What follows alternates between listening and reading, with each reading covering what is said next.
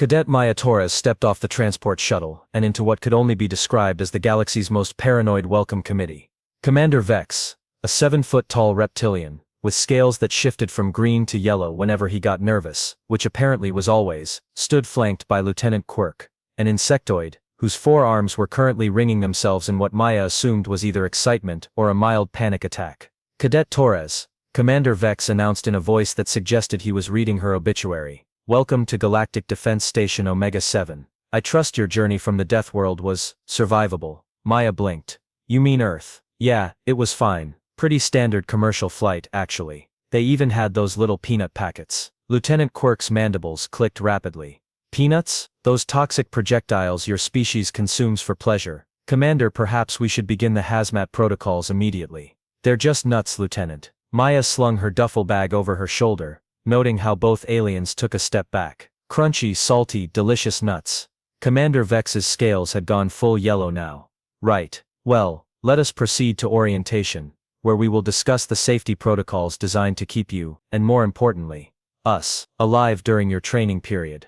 As they walked through corridors that looked like they'd been designed by someone who'd watched too many medical dramas, Maya couldn't help but notice the warning signs everywhere. Caution, Deathworlder on station. Maintain safe distance. Report aggressive behavior immediately. Do not feed. Hey, what's with all the signs? Maya asked, pointing to one that showed a stick figure human apparently terrorizing a group of stick figure aliens. Standard precautions, Commander Vex replied stiffly. Your species has a reputation. What kind of reputation? Lieutenant Quirk's voice rose to a pitch that probably shattered glass on 3 different frequencies. You live on a planet where the water falls from the sky with enough force to kill smaller organisms. Your star bombards you with radiation that would cook most civilized species. You consume liquids that dissolve metal for recreational purposes. Maya paused. Are you talking about rain and coffee? Among other horrors, yes. Maya decided not to mention that she'd had both rain and coffee on the same morning before leaving Earth, and had actually enjoyed it. These guys seemed stressed enough already. They arrived at what Commander Vex grandly announced as the Orientation Amphitheater, which looked suspiciously like a bunker with mood lighting. Maya was directed to a chair that appeared to be made of some kind of blast-resistant material, while her instructors positioned themselves behind what was definitely a reinforced barrier. Now then, Commander Vex began. Consulting a tablet with shaking claws, let us discuss the training regimen we have carefully designed to accommodate your unique physiology. We've removed all activities that might trigger your predatory instincts, Lieutenant Quirk added helpfully. No competitive exercises. No physical challenges. No scenarios involving pursuit or capture. Maya raised her hand. So what exactly will I be doing? Meditation, Commander Vex announced proudly. Gentle observation exercises. Perhaps some light reading about galactic peace treaties. That sounds. Maya searched for a diplomatic word. Boring. The temperature in the room seemed to drop several degrees. Lieutenant Quirk's clicking intensified to machine gun levels. Boring. Commander Vex's voice cracked slightly. Cadet Torres, you come from a planet where your fellow humans engage in activities called extreme sports for entertainment. You have documented cases of your species voluntarily jumping from aircraft, diving to crushing depths, and racing motorized death machines at lethal speeds. For fun. Well yeah, skydiving's pretty cool. And Formula 1 is awesome to watch. Commander Vex made a noise that sounded like a deflating balloon mixed with a dying computer. We are trying to keep you alive, Cadet. And perhaps more importantly, we are trying to keep everyone else alive while you are here. Maya was starting to get the picture. You guys are scared of me. Terrified. Lieutenant Quirk admitted immediately. Absolutely terrified. But I haven't done anything scary. You mentioned consuming peanuts and enjoying precipitation, Commander Vex pointed out. That is quite enough to establish the threat level. Maya leaned back in her reinforced chair and grinned. This was going to be a very interesting assignment. 3 days into what Maya had mentally dubbed meditation boot camp for scary humans, the station's alert klaxons decided to wake everyone up at 0600 with all the subtlety of a dying whale. Yellow alert! Yellow alert! The announcement system crackled with barely contained panic. All personnel to emergency stations.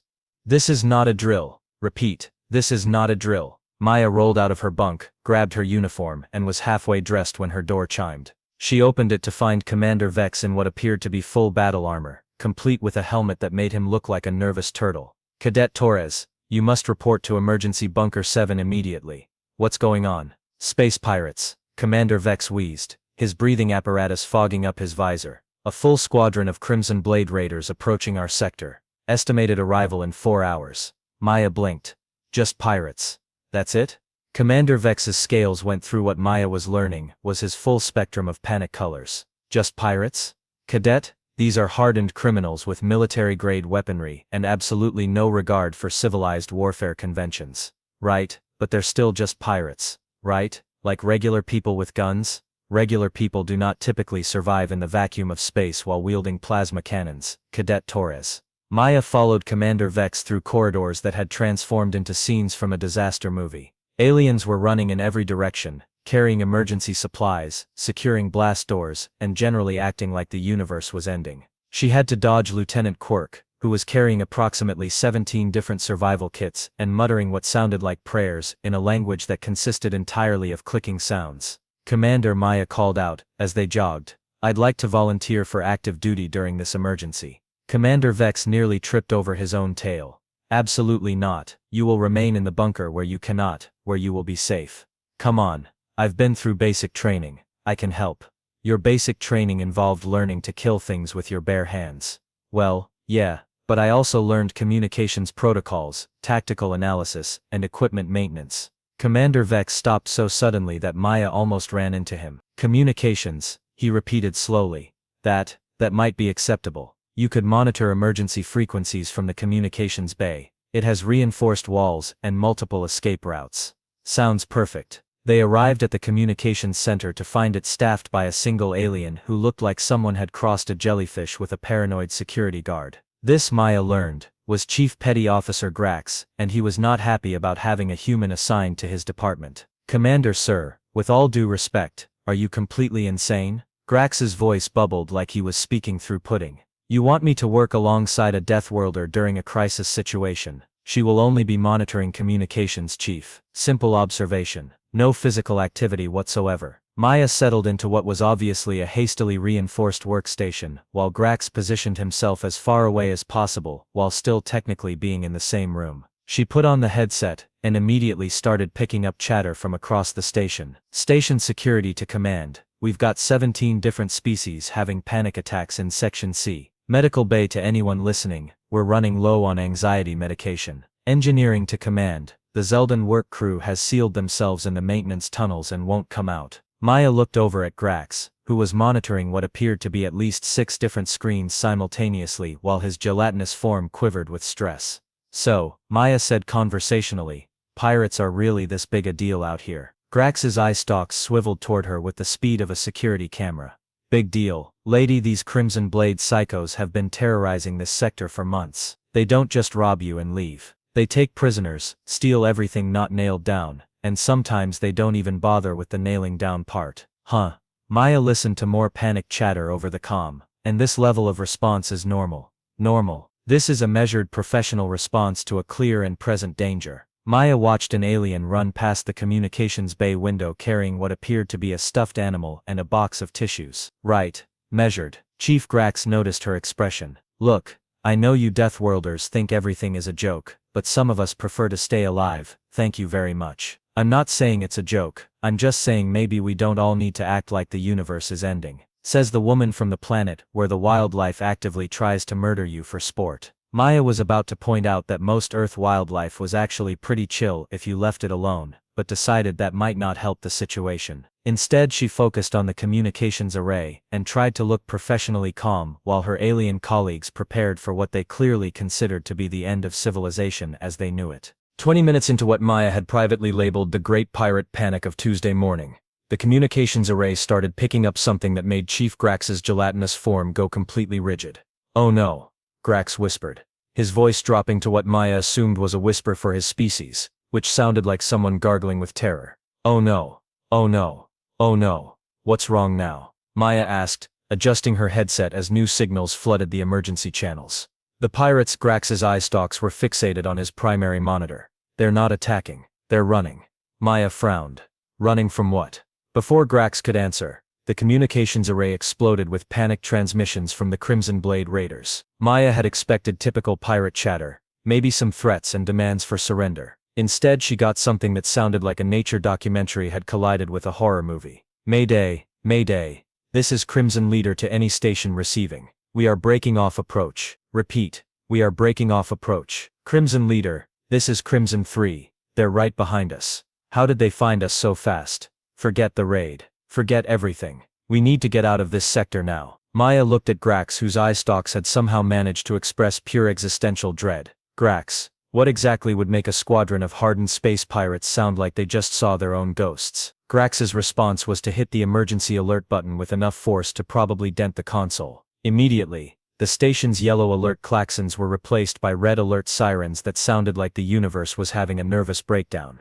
All hands. All hands. Commander Vex's voice crackled over the station-wide comm, and Maya could hear the barely controlled panic even through the static. We have confirmed reports of Shadow Maw pack movement in our sector. This is now a code black emergency. All personnel to evacuation stations immediately. Maya blinked. Shadow Maw pack. Chief Grax had begun what appeared to be a religious ritual involving rapidly changing colors and making sounds that reminded Maya of a dolphin having an anxiety attack. We're all dead, he moaned. We're all completely, utterly, horrifically dead. Grax, focus. What's a Shadow Maw? What's a Shadow Maw? Grax's voice hit a pitch that probably violated several noise ordinances. Lady, a Shadow Maw is death with teeth and attitude problems. They're apex predators of the void. Perfect killing machines that hunt in coordinated packs of 6 to 8 individuals. Over the comm system, Maya could hear the evacuation protocols being announced in 17 different languages, most of which seemed to involve a lot of screaming. They're carnivorous, highly intelligent, and completely without mercy. Grax continued, his form now shifting through colors Maya was pretty sure weren't supposed to exist. They can survive in hard vacuum, they're faster than most military vessels, and they hunt for sport as much as for food. Maya listened to more chatter from the fleeing pirates. Crimson Leader, they took out Crimson 7, just grabbed the whole ship and tore it apart. How big are these things? Maya asked. Big enough to consider a battle cruiser a light snack, Grax replied, now frantically backing up data files. They're roughly 12 feet long, covered in armor plating that can deflect military-grade plasma fire, and they have claws that can rip through titanium steel composite hulls like it's tissue paper. Maya did some quick mental math. So they're like, the size of a small car that wants to eat your face and has the tools to make it happen. Yes, the communications array crackled with a new transmission, this one from Commander Vex himself. Chief Grax, report to Emergency Bunker 1 immediately. Bring all essential personnel. That's us, Grax said, already moving toward the door. Come on, we need to get to the bunker before they arrive. How long do we have? Based on the pirates' last known position and typical Shadow Maw pursuit patterns, maybe 30 minutes before they finish with the raiders, and start looking for dessert. Maya stood up, but something in her expression made Grax pause mid-flee. You're not panicking, he observed, his eye stalks narrowing suspiciously. Should I be? Lady, we are about to be hunted by a pack of the galaxy's most efficient killing machines. Panic is not just appropriate, it's basically mandatory. Maya considered this. Based on Grax's description, the Shadow Maws sounded like they were roughly the size of large Earth predators, possibly comparable to lions or tigers, but with the added bonus of being able to operate in space and having some kind of natural armor. Dangerous, sure, but not exactly the universe-ending threat everyone was making them out to be. They hunt in packs of 6 to 8, right? Usually, yes. Why? And they're about 12 feet long. Give or take a few feet of terror. Yes. Maya nodded thoughtfully. And they're supposed to be intelligent, highly intelligent. They can coordinate complex attacks, set traps, and they learn from previous encounters. That's what makes them so dangerous. Interesting. Grax's form had gone completely still. You have that look. What look? The look that says you're thinking thoughts that are going to get us all killed in creative and horrible ways. Before Maya could respond, Lieutenant Quirk burst into the communications bay, all 4 of his arms loaded with emergency supplies, and his mandibles clicking at roughly the speed of light. Chief Grax, Cadet Torres, you must come to the bunker immediately. Commander Vex has initiated full lockdown protocols. We're coming, Lieutenant, Grax said, but his eye stalks remained fixed on Maya. Aren't we, Cadet? Maya looked at the communications array, still crackling with panic transmissions from across the sector. She thought about the description of the Shadow Maws, about the terror in everyone's voices, about the way an entire station of trained military personnel was preparing to hide in bunkers and hope for the best. Actually, Maya said slowly, I think I might have a better idea. The silence that followed Maya's statement was broken only by the sound of Lieutenant Quirk's mandibles clicking at what had to be a new galactic record for anxiety-induced chittering. A better idea? Grax's voice had gone up another octave, which Maya hadn't thought was physically possible. Lady, the only good idea right now is to get as far away from here as possible and hope the Shadow Maws don't notice us cowering in the deepest bunker we can find. See? That's where I think you're wrong, Maya said, already moving toward the door. You're thinking about this like prey animals. We are prey animals, Lieutenant Quirk shrieked. That is exactly what we are in this scenario. Maya paused at the threshold of the communications bay. But I'm not. Before either alien could process what she'd said, Maya was jogging down the corridor toward the weapons bay. Behind her she could hear Grax and Lieutenant Quirk having what sounded like a nervous breakdown in stereo. Should we follow her? Lieutenant Quirk asked. Follow the Deathworlder who just decided to hunt apex predators for fun. Are you completely insane? But Commander Vex will blame us if she gets killed. Commander Vex will blame us if she gets us killed, which is statistically more likely. Maya could hear them arguing as she navigated the corridors, which had become a maze of emergency bulkheads and flashing warning lights. She passed groups of aliens huddled in emergency shelters, their various forms of panic ranging from the subtle to the absolutely theatrical. A family of what looked like purple penguins had built a fort out of emergency rations and were refusing to come out. 3 different species were engaged in what appeared to be group meditation, if group meditation involved a lot of wailing and the occasional fainting spell. The weapons bay was, predictably, deserted except for the automated security systems, which Maya bypassed using her cadet access codes. The arsenal was impressive in a very alien way, with weapons that looked like they'd been designed by someone who'd never seen a gun but had heard one described by someone who'd been having a fever dream. Okay, Maya muttered, examining what appeared to be a plasma rifle that had been crossbred with a musical instrument. This is going to require some creativity. She was in the middle of trying to figure out how to hold the thing without accidentally playing a concerto when she heard familiar bubbling sounds from the doorway. Chief Grax, Maya said without turning around. I thought you were heading to the bunker. I was, Grax replied miserably. Then I realized that if you get yourself killed doing something stupid, Commander Vex is going to have me court-martialed for not stopping you. So you came to help. I came to witness your inevitable doom so I can give an accurate report to your next of kin. Maya grinned and tossed him what looked like a combination tool belt and medical kit. Great. You can help me carry stuff.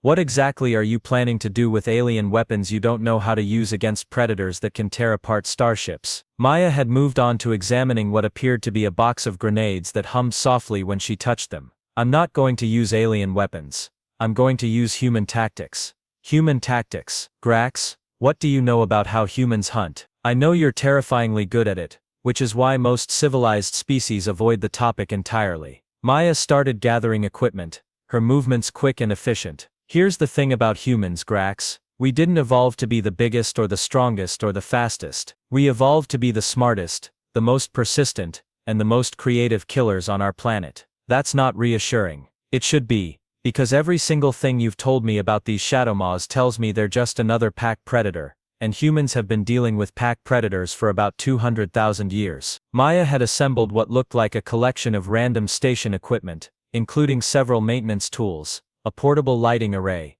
some kind of sonic device that she was pretty sure was supposed to be used for hull cleaning, and what appeared to be a fire suppression system. This is your plan? Grax asked, his eye stalks examining the collection with obvious confusion. Random maintenance equipment. This is psychological warfare, Grax. See, the thing about pack predators is that they're used to being the scariest thing in their environment. They rely on fear and intimidation as much as they rely on claws and teeth. And you think you can intimidate creatures that make space pirates flee in terror? Maya started strapping equipment to herself with the efficiency of someone who'd done this before. Grax, let me tell you about my planet. On Earth, humans hunt bears. We hunt lions. We hunt tigers. We hunt sarks. We hunt things that are bigger than us, faster than us, and armed with better natural weapons than us.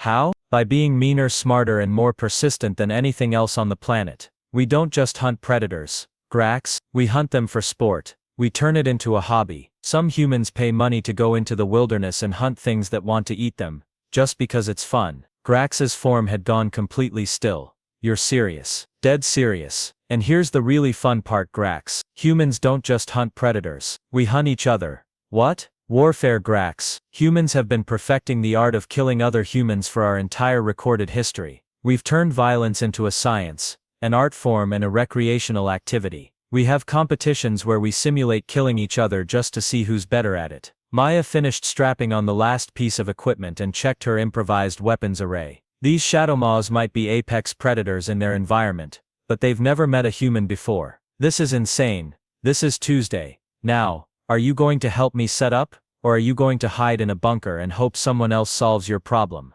Grax was quiet for a long moment, his eye stalks fixed on Maya's confident expression. Finally he sighed, a sound like air escaping from a deflating balloon.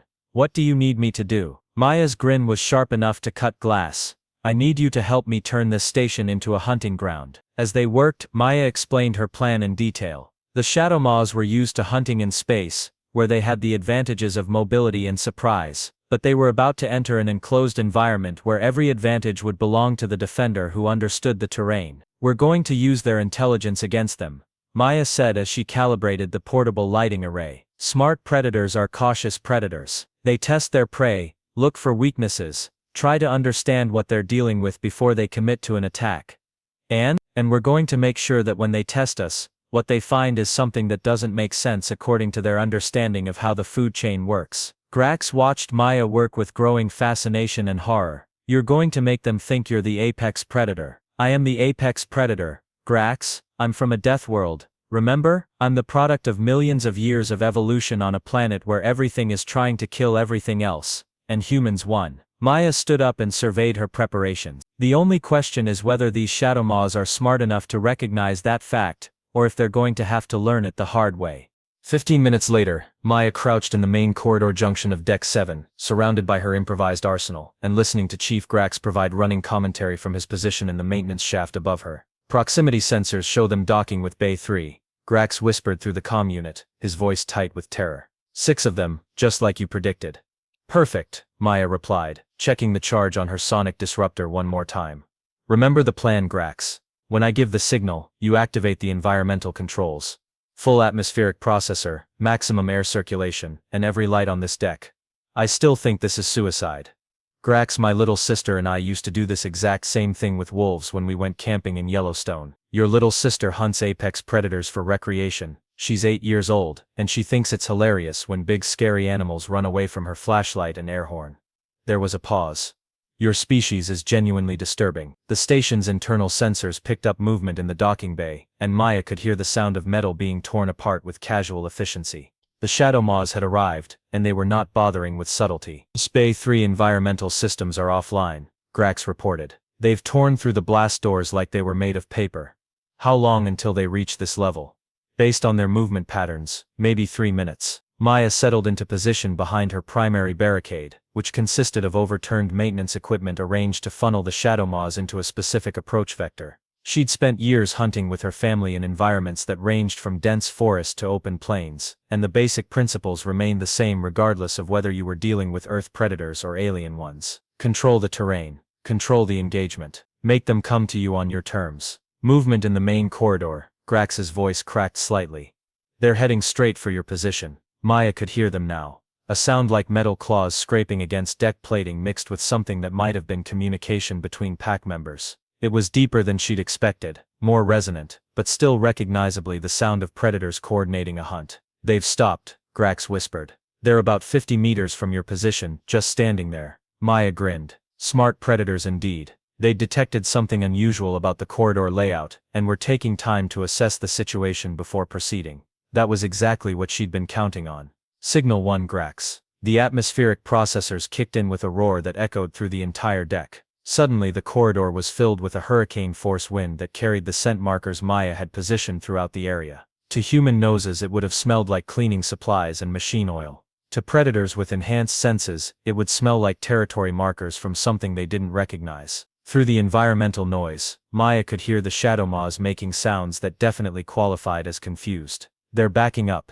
Grax reported, amazement creeping into his voice. They're actually backing up. Phase 2, Grax. Hit the lights. Every illumination system on Deck 7 activated simultaneously, turning the corridor into a blazing tunnel of light that would have been uncomfortable for human eyes, and was probably overwhelming for creatures adapted to the darkness of space. Maya added her portable lighting array to the mix, creating a strobing effect that would disorient anything trying to approach her position. The Shadow Maw's vocalizations had changed from confused to distinctly unhappy. Maya Grax's voice was barely a whisper. I can see them on the security feeds. They're actually smaller than I expected. Maya peeked around her barricade and got her first look at the galaxy's most feared apex predators. They were, as she'd suspected from Grax's description, roughly the size of large Earth cats. Bigger than a lion, smaller than a car, with the kind of sleek armored appearance that suggested they were built for speed and efficiency rather than brute force. In other words, they looked like every pack predator she'd ever encountered, just with better armor and the ability to survive in vacuum. They're beautiful, Maya said, genuinely impressed. Look at that coordination, they're trying to flank around the light barriers. Beautiful. They're trying to kill us. They're trying to hunt us, Grax. There's a difference. Maya watched the Shadow Maws probe her defenses, testing different approaches and retreating when they encountered obstacles. Their movements were fluid, intelligent, and absolutely predictable to someone who'd spent years studying predator behavior. Time for Phase 3, Maya announced, reaching for her sonic disruptor. Cover your ears, Grax. The sonic device had been designed for cleaning spaceship hulls, which meant it produced sound waves capable of vibrating dirt and debris off metal surfaces. When Maya activated it and pointed it down the corridor, the effect was immediate and dramatic. The Shadow Maws didn't just retreat, they fled, making sounds that Maya was pretty sure translated to what the hell was that in whatever language apex predators used when they encountered something completely outside their experience. They're regrouping at the far end of the corridor, Grax reported. But they're keeping their distance. Maya stood up from behind her barricade and walked slowly toward the Shadow Maws, her sonic disruptor in one hand and her portable lighting array in the other. Each step was deliberate, confident, and accompanied by enough noise and light to make it clear that she was not trying to hide. The Shadow Maws watched her approach with what could only be described as fascination mixed with a healthy dose of concern. Maya, what are you doing? I'm establishing dominance, Grax. This is the part where I make it clear that I'm not prey. When Maya was about 20 meters from the pack, she stopped, raised her sonic disruptor, and activated it again. The sound echoed through the corridor like the roar of some impossible predator that ate starships for breakfast. Then she did something that would probably be talked about in xenobiology circles for decades to come. She charged. Not the desperate rush of prey trying to escape, but the aggressive advance of a predator claiming territory. Maya ran straight at 6 apex predators, while making enough noise to wake the dead, and producing enough light to be seen from orbit. The Shadow Maws did exactly what any intelligent predator would do when confronted with behavior that made no sense according to their understanding of how the universe worked. They ran. Maya chased them all the way back to the docking bay, her improvised weapons creating a symphony of sound and light that probably violated several noise ordinances, and definitely traumatized every Shadow Maw within a 50-meter radius. By the time she reached Bay 3, the pack was already sealing themselves into their ship and preparing for what could only be described as the fastest retreat in the history of apex predators. Maya stood in the docking bay doorway, watching their ship accelerate away from the station at velocities that suggested they really wanted to be somewhere else. Grax, she said into her comm unit, slightly out of breath, but grinning, you can tell, Commander Vex, that the Shadow Maw problem has been resolved. There was a long pause before Grax responded. Maya, what exactly just happened? Maya looked around the docking bay, noting the torn blast doors and scattered debris that marked the Shadow Maw's hasty departure. I think we just taught the galaxy's most feared predators that there's always something higher up on the food chain. And that something is humans. Maya's grin widened. That something is humans who haven't had their coffee yet and are really not in the mood to deal with oversized space cats throwing a tantrum in their neighborhood.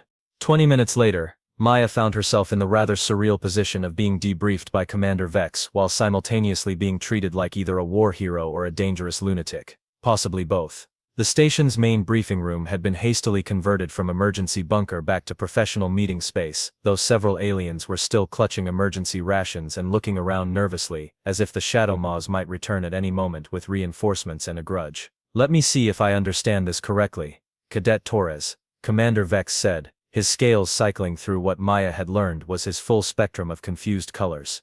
You deliberately engaged 6 Shadow Maw apex predators in single combat using improvised weapons and psychological warfare techniques. Well, when you put it like that, it sounds way more dramatic than it actually was, Maya replied, accepting a cup of what passed for coffee on an alien space station.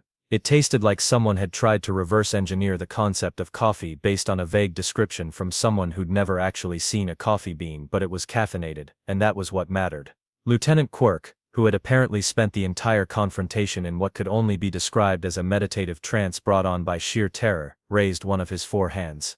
Cadet, you chased them. You literally chased apex predators through the corridors of this station while making aggressive vocalizations. I was establishing territorial dominance, Maya explained patiently. It's a pretty standard technique for dealing with pack predators. You make it clear that they're in your space, not the other way around. Chief Grax, who had somehow managed to witness the entire encounter from his position in the maintenance shafts, was still processing what he'd seen. Maya, those were shadow maws. The terror of the outer systems. Ships flee when they detect shadow maw signatures on long-range sensors. Right, but they're still just animals, Grax. Smart animals with good natural weapons and armor, sure, but they follow the same basic behavioral patterns as any other pack predator. Commander Vex made a sound that might have been laughter if laughter could be combined with a nervous breakdown. The same behavioral patterns. Cadet Torres, you are aware that shadow maws have been the subject of extensive xenobiological study for over 3 decades. Yeah? And in all that time, no one has ever successfully repelled a shadow maw attack using anything short of heavy military intervention. Maya shrugged. Well, nobody ever tried talking to them in a language they understood. You call that talking. I call that explaining the local pecking order in terms they could relate to. Lieutenant Quirk's mandibles had started clicking again, though at a much slower pace than during the crisis. Cadet, you mentioned that you and your little sister do this with wolves on your homeworld. Oh yeah, all the time. Well, not all the time, but whenever we go camping in areas with large predator populations. Dad taught us when we were kids. Basic wilderness survival stuff. The room fell silent except for the sound of various aliens trying to process the concept of basic wilderness survival involving the intimidation of apex predators. Your father, Commander Vex said slowly, taught you to hunt apex predators as a child. He taught us not to be afraid of them, Maya corrected. There's a difference. Fear makes you act like prey, and once you act like prey, you become prey. The trick is to make sure any predator you encounter understands that you're not on the menu. Chief Grax's eye stalks had focused on Maya with the intensity of someone trying to solve a particularly difficult puzzle. And this is normal behavior for humans. Pretty normal, yeah. I mean, not everyone goes camping in wolf territory, but most humans learn basic predator avoidance techniques at some point. It's just common sense. Commander Vex repeated, his voice hollow. Sure. Don't run from anything that's hunting you unless you're absolutely certain you can outrun it. Don't act afraid, unless fear is tactically useful. Make noise to establish your presence in territory disputes. Use tools to level the playing field. Basic stuff. Maya noticed that several aliens were taking notes, and she wondered if she should be charging tuition for what amounted to a crash course in Human-Predator Relations 101. Cadet Torres, Commander Vex said finally, his scales settling into what Maya had learned was his version of resigned acceptance. I am officially promoting you to senior cadet and recommending you for accelerated training in xenobiology and tactical operations. Thanks, Commander. Does this mean I don't have to spend the rest of my assignment doing meditation exercises? I think we can safely say that your training regimen will be adjusted to better accommodate your unique skill set. Lieutenant Quirk raised another hand. Commander, should we file a report about this incident with Galactic Defense Command? Commander Vex considered this for a moment. Lieutenant, I want you to file a report stating that the Shadow Maw threat to this sector has been neutralized by unconventional defensive measures. And if they ask for details, tell them to contact Earth Command and request a full briefing on human territorial behavior patterns. Maya grinned. Should I mention this in my next letter home? Your next letter home? Yeah, I write to my family every week. They'll get a kick out of this story. Commander Vex's scales went through several colors that Maya was pretty sure didn't have names yet. You're going to tell your family that you spent your Tuesday morning chasing apex predators through a space station. Well, yeah. Though honestly, they're probably going to be disappointed that it wasn't more exciting. Chief Grax made a sound like a deflating balloon filled with confusion. More exciting. My little sister Emma is going to want to know why I didn't try to pet them. The silence that followed this statement was broken only by the sound of Lieutenant Quirk's mandibles clicking in what Maya had learned to recognize as his species equivalent of hysterical laughter. Cadet Torres, Commander Vex said finally, I think it's time we had a serious discussion about revising the Galactic Defense Force's policies regarding personnel from Deathworlds. Maya finished her terrible alien coffee and stood up. Sounds good, Commander. But first, do you know if the commissary has any actual Earth coffee? Because if I'm going to be writing reports about today, I'm going to need caffeine that doesn't taste like it was filtered through a sock. As Maya left the briefing room, she could hear Commander Vex placing a priority call to Earth Command. Something about requesting immediate consultation on human behavioral norms and updating threat assessment protocols for Deathworld species. Maya smiled as she headed for the commissary. She was definitely going to enjoy the rest of this assignment. Behind her, she could hear Chief Grax explaining to a group of fascinated aliens that humans regularly engaged in something called extreme sports for entertainment, and that chasing apex predators was apparently considered a recreational activity on Earth. Maya made a mental note to tell Emma about the Shadowmaws in her next letter. Her little sister was going to be so jealous.